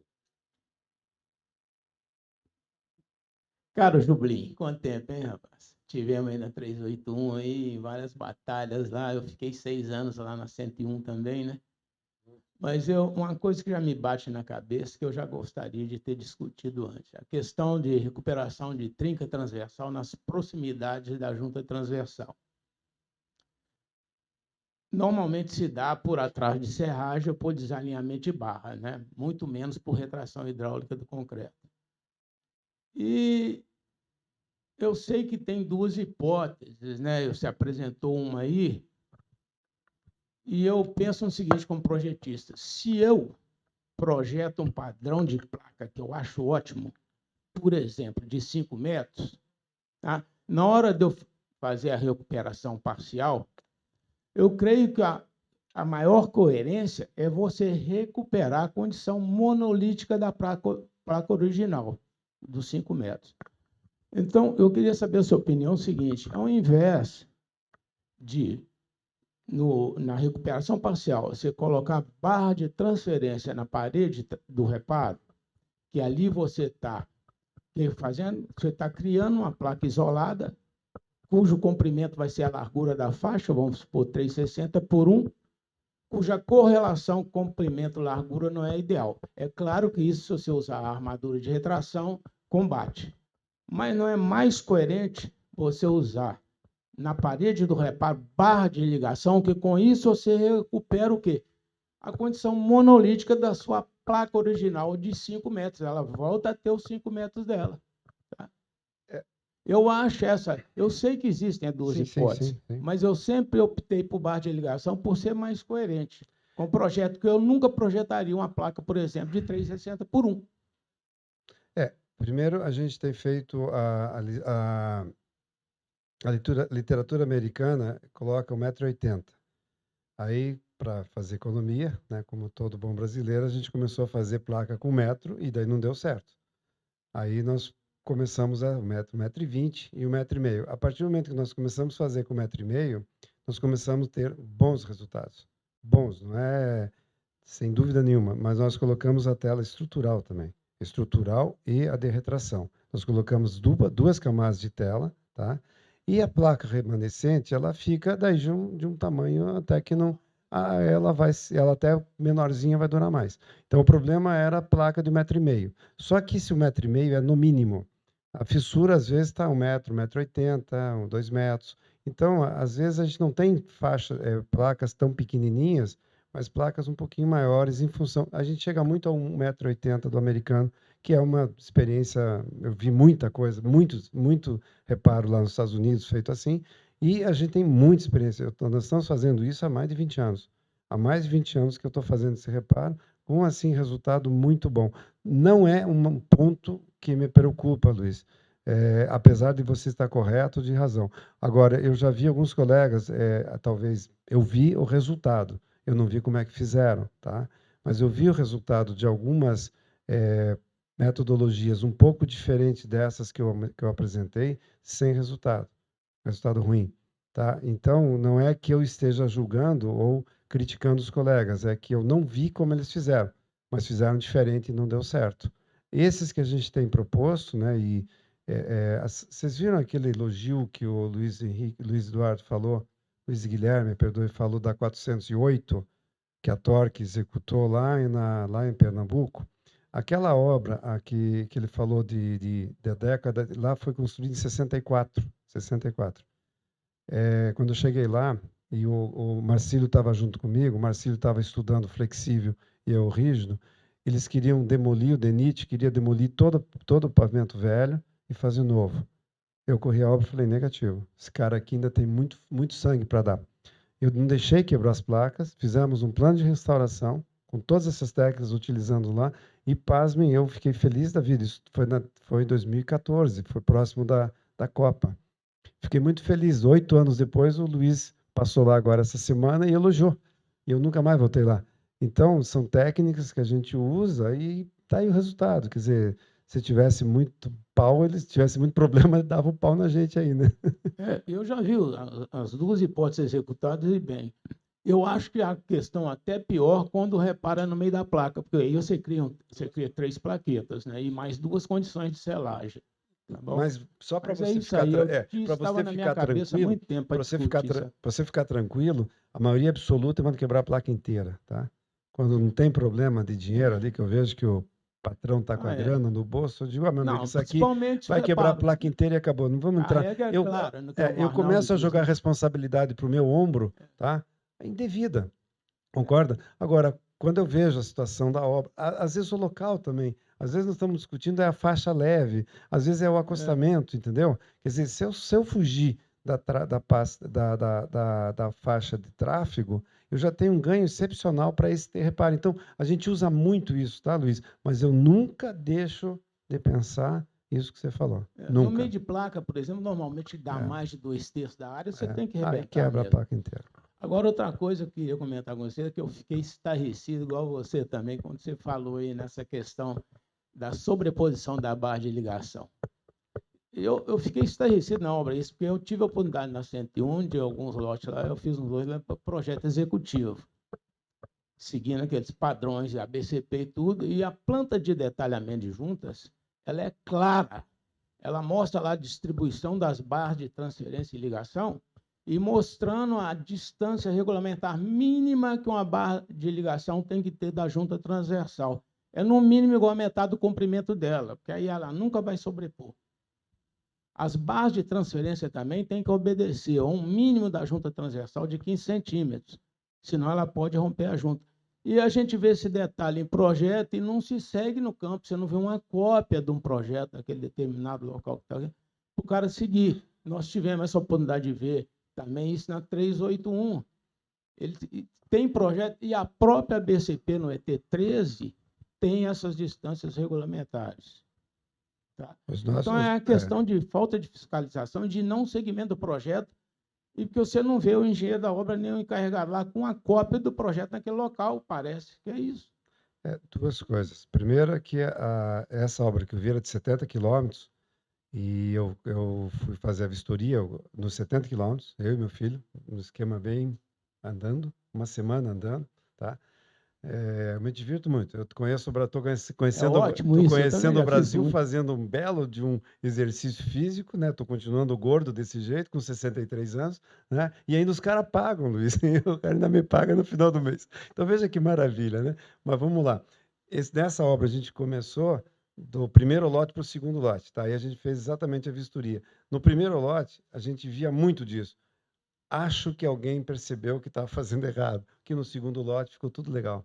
No segundo lote tinha assim meia dúzia de placas. No primeiro tinha segmentos assim de 15, 20 placas quebradas. E aí o que aconteceu? Eu peguei uma placa quebrada no acostamento, estava com tráfego, né? Eu não fui lá tirar o pedaço da placa para saber, mas tinha uma placa quebrada do lado do acostamento e eu consegui enxergar a hora que eu tirei a placa, barra de ligação em cima da barra de transferência. O sistema da Virtigen, tá? Ela tem uma rodinha e essa rodinha dá o timing para o cara inserir a barra, tá? O cara tem que regular isso certo. O cara tem que regular isso corretamente. Então, não é que o projeto... Os projetos, Luiz, nunca, 25 anos, eu nunca vi um projeto, sabe que eu sou projetista, nunca vi projeto seu, meu e de ninguém, do Marcos, errado. O problema é realmente a execução. E foi falado aqui nesse evento, desde o início, né? E eu falei aqui, a minha última frase de qualidade, tá? É que não tem conversa, tem que treinar, fiscalizar. E não adianta, qualquer tecnologia. Quando estava sentado num hotel lá em Bruxelas para comprar a primeira pavimentadora Virtig para o Brasil, Mr. Moser, que era o diretor da Virtig, falou assim para mim de uma maneira muito sincera, assim, olhou no meu olho e disse, você só tem 3 problemas. Ele falava 5 línguas, ele tinha morado aqui no Brasil, falava um portunhol, falou, você tem 3 problemas só. Falei, puxa, Mr. Moser, que bom. Primeiro, máquina. Você está comprando a melhor máquina do mundo. Número 2, concreto. Olha só o que ela falou. Vocês construírem Itaipu. Vocês não têm direito de dizer que não conhecem concreto. O seu problema vai ser treinar homens. Eu brinco que ele fez uma profecia para mim. Porque é o que eu mais faço do meu trabalho hoje, é treinar homens. Nas minhas obras de consultoria, ninguém vai para a pista sem antes ter treinamento. Eu ponho todo mundo numa sala igual essa, só que a minha palestra daí, minha aulinha não é de meia hora, é 4 horas de aula. Eu tenho uma palestra, uma aula, que eu começo do zero até a placa pronta. Só fotos, eu não tenho texto, só fotos. E de todos os cases dessas obras que eu trabalho. Então, é treinar. A Sanches, comecei com ela lá em Nobres. Todas essas obras aí, estou com ela. Eu tenho até uma visão assim, crítica daquilo que aconteceu nas obras. Mas olha o resultado hoje. Olha o resultado hoje. São 11 anos treinando. Hoje, a Sanches eu monitoro, eu não treino mais. Mas eu tenho que monitorar. A Torque é uma empresa maravilhosa aqui de vocês aqui, estamos fazendo, já estou com 4, 5 obras com ela. A Ivaí, SBS, Queiroz Galvão, no túnel, eu fiz uma consultoria nesse túnel de Tamoios. Enfim, eu estou dando consultoria para quase todo mundo. Nós estamos com, alguém falou que não tinha muita gente, nós estamos com muitas empresas. Nós tivemos um problema grave desse plano do Lava Jato aí que desestabilizou alguma coisa. Mas nós estamos com muita gente, muitas pessoas treinadas, mas não a profecia mantém. A profecia mantém. Você tem que treinar homens. E eu estou com 63 anos, já estou na 2ª ou 3ª geração de gente atrás de mim. Os engenheiros, os técnicos encarregados, operadores, pedreiros. Tá? Quer dizer, não tem jeito. Agora, eu não tenho medo de pôr mais 10 projetos no Brasil. O empreiteiro vai comprar máquina e a gente vai correr atrás e treinar todo mundo. Em uma semana eu ponho uma obra dessa para rodar ali. Você sabe disso. Você me conhece. Em uma semana, na obra, eu faço traço, treino todo mundo, faço traço. Eu sou tecnologista, mesmo com traço. Organizo tudo e boto para rodar. Deu o padrão, eu pego o avião e vou para casa. Uma semana. Nunca perdi mais que uma semana. Então, não é uma coisa que a gente tem que ter medo. Agora, tem que ter qualidade e tem seriedade de fazer certo. Então, esse é o ponto, talvez, mais importante. Eu prezo por isso. E eu volto a falar, a doutora Lana, né, fez a provocação e eu vou terminar dizendo, é isso aí, bicho. Tem que ter empreiteiro preocupado com qualidade, doutor Lana. Aí nós vamos fazer o Brasil mudar. Né? O fórum está aqui para discutir qualidade, tá? Para discutir opções e alternativas. Vamos mudar. Okay. A Comara fizemos aqui com a Comara a Cristiano Machado, né? Tá aí o resultado. Querem andar, querem ver um pavimento bacana? Deem uma olhada ali aqui do lado de vocês, a Cristiano Machado. Tivemos que rever projeto, ajudei em toda a consultoria ali, foi 2011, está com 11 anos, entrei agora, vindo ontem, está maravilhosa, cara, está ótima, coisa boa. Esse é o lado bom do meu trabalho. Eu vejo o que a gente faz ao longo dos anos, né? Já falei demais. Eu quero só agradecer e parabenizar pela clareza e pela informalidade, que isso é muito bom. Ô, gente, nós estamos com o tempo já um pouco avançado, mas eu vou abrir mais 1 ou 2 perguntas, mas antes de passar para a plateia aqui, eu não sei se foi dito aqui, qual o tempo de liberação do tráfego lá, Janice, na pavimentação da P? Estou liberando com 7 dias, é isso? 7 dias? 7 dias. Nós tivemos até uma crítica. Por que vocês estão colocando na licitação 7,5 MPA aos 7 dias, 4,5 MPA aos 7 dias. Eu falei, não estou mudando o projeto a gente faz para 28. O problema é que tem que pôr cimento para a gente liberar os 7 dias, porque tem problema de pare e siga. Só que a ideia era fazer, quando a gente fez a concepção, você lembra disso? Era fazermos de 2 em 2 quilômetros e fazer 2 sim, 2 não, enfim, fazer um esquema de 2. A Sanches chegou lá, fez um esquema bacana com a coletividade e fechou 20 quilômetros. Então, 7 quilômetros, ou 7 dias perdeu o sentido, porque se eu começo aqui até chegar no 20º quilômetro, já tem alguma coisa aqui que já está com 28, com 30.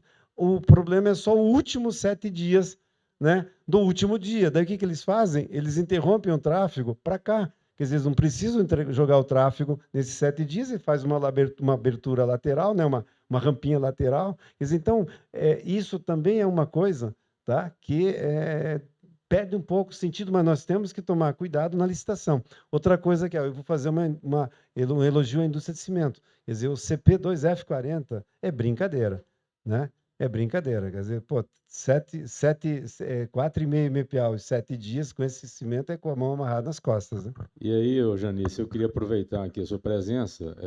Tem alguns colegas do DR que já demonstraram interesse em visitar essa obra. Então, eu sei que você fez o convite aqui. E Estão gostaria todos convidados. de reiterar, a gente fazer um grupo aí daqui de Minas, né, de Belo Horizonte, para a gente visitar essa obra, porque eu acho que é muito interessante, é algo assim inovador no Brasil, né, em termos de obra. Já teve outros white-top, mas pistas simples, né? Eu acho que é muito interessante essa visita. Passar a pergunta... Rafael. Rafael.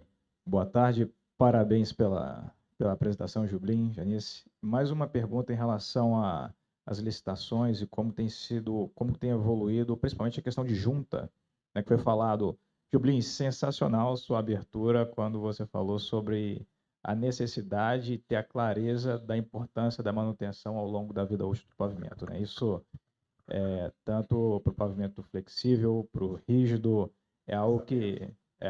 exatamente. Então, tem que ter, né? Eu acho que esse mito, adorei assim mesmo essa abertura que você fez, porque tira esse estigma, né? E traz realmente a realidade.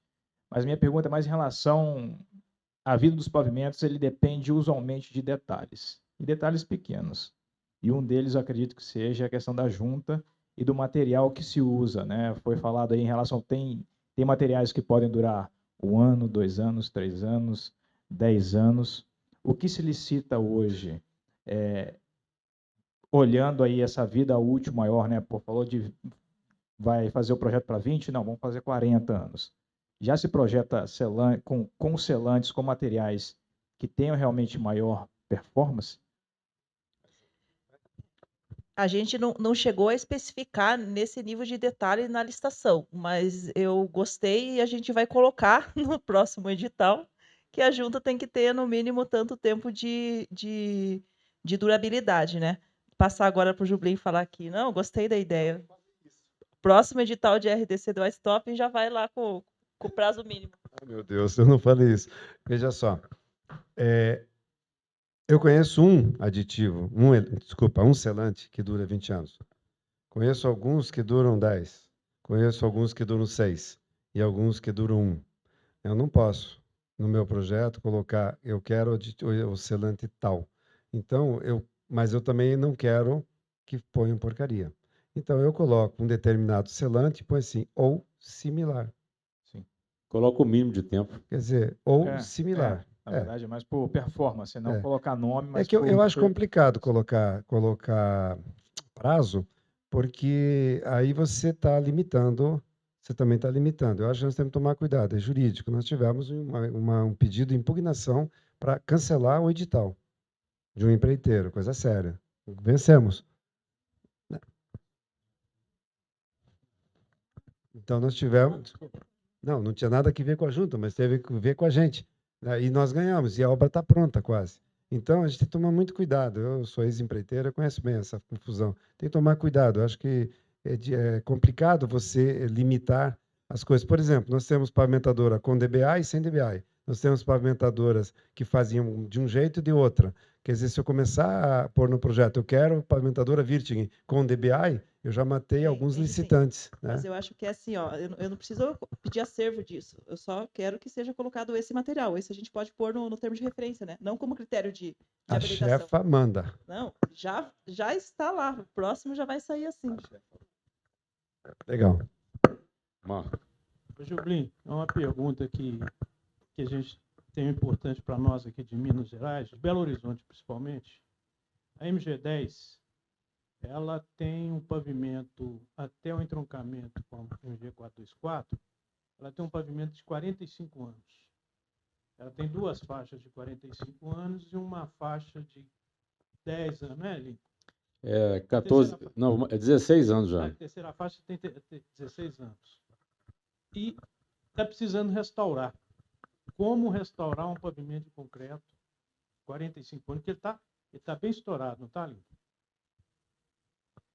Só complementando aqui a fala do Marco Antônio, Jublin. O acesso ao aeroporto, né? Você conhece essa via? Isso foi recuperado lá em 2006, no primeiro governo Aécio lá, e realmente essas duas faixas remanescentes da década de 70, na época já estava próximo de 40 anos em final de vida útil, porque ali teve problema de execução, né, até de projeto, se não me foge a memória. Mas, e aí resolveram tratar placa a placa, né, e fizeram a terceira faixa e o acostamento foi um projeto de vocês. A terceira faixa com acostamento está em perfeito estado, está lá em operação com 16 anos, sem patologia, né? Eu tenho passado lá, tenho reparado.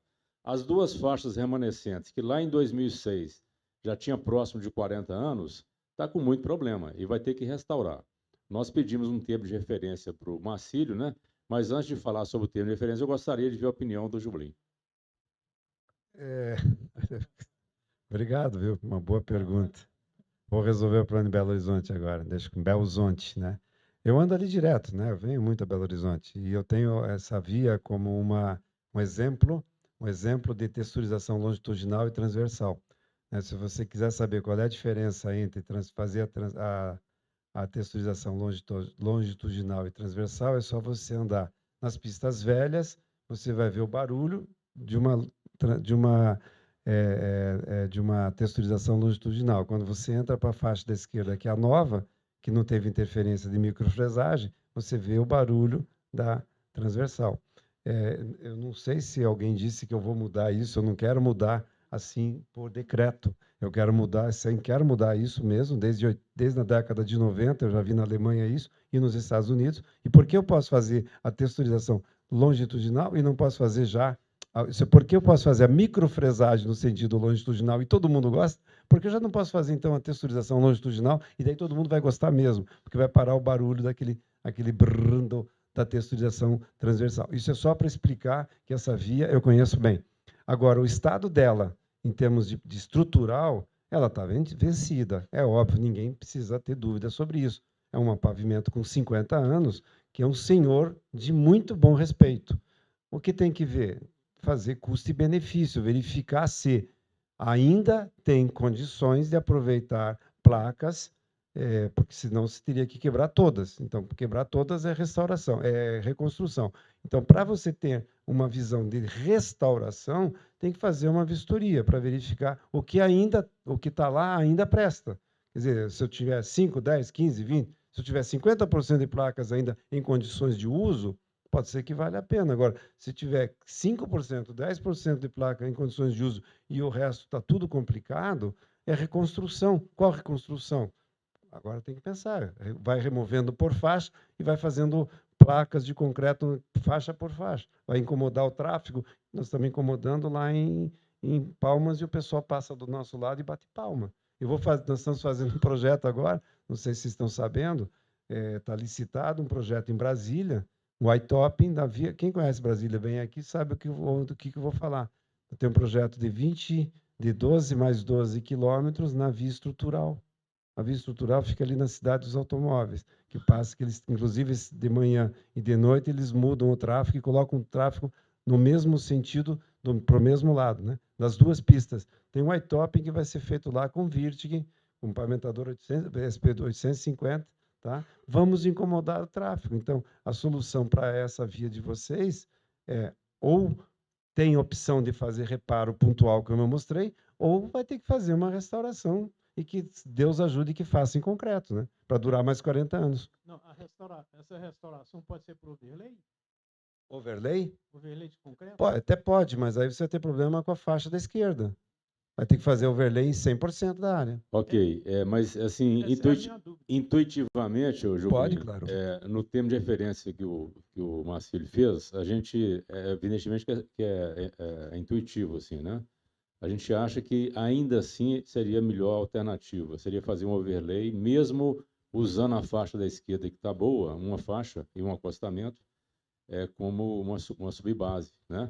Mas, evidentemente, tem que fazer conta, é o que o Jublin falou. Você tem que fazer levantamento, ver a quantidade de placas que tem condição de operar ainda, né? Se for um volume muito grande deteriorado, é melhor reconstrução mesmo. Aí faria reconstrução das duas faixas remanescentes, com 50 anos de vida útil, ou mais, né?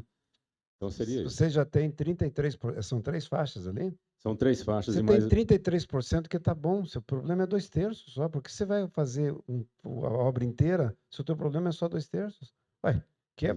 Joga o tráfego para a faixa que está rodando, joga o tráfego para outra, quebra do meio e faz uma faixa.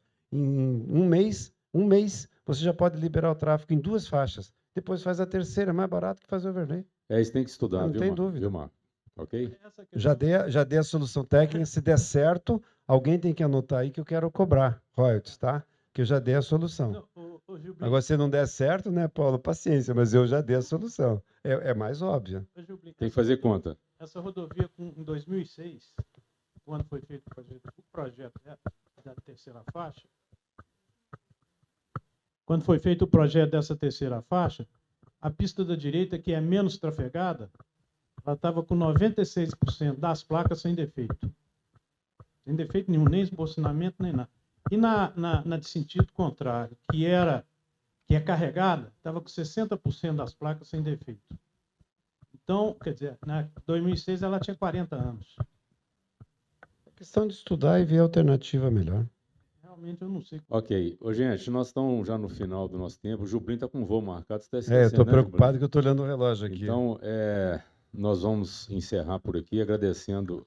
Maurício, tem mais uma pergunta, Maurício? Eu tenho direito, porque eu fui citado várias vezes. Direito de resposta. E só para ficar bem com os meus parceiros construtores, eu comecei a trabalhar quando o Jublin tinha 5 anos de idade.